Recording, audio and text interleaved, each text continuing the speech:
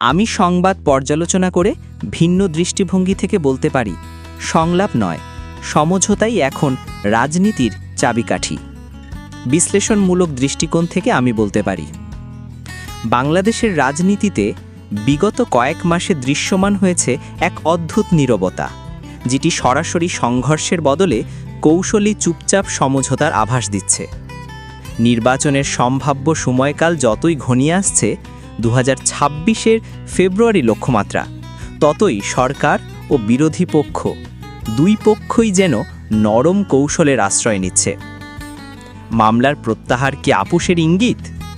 সরকার ইতিমধ্যে 750টির মতো রাজনৈতিকভাবে উদ্দেশ্য প্রণোদিত মামলা প্রত্যাহার করেছে। এই পদক্ষেপ একদিকে বিরোধী পক্ষের জন্য স্বস্তিদায়ক বার্তা, অন্যদিকে আন্তর্জাতিক মহলে মানবাধিকার ইস্যুতে সরকারের নরম ভাবমূর্তি প্রতিষ্ঠার কৌশল।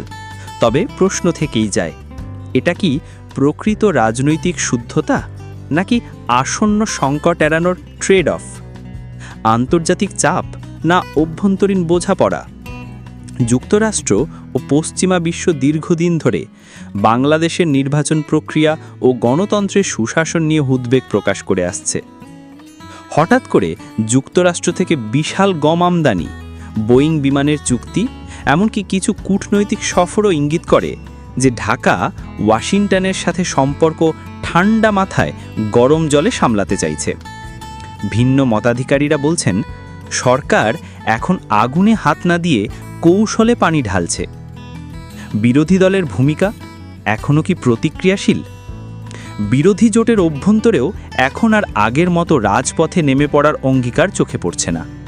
এর চেয়ে বরং তারা আস্থা রাখছে নির্বাচনকালীন সরকার গঠনের দাবি ও কূটনৈতিক চাপের উপর।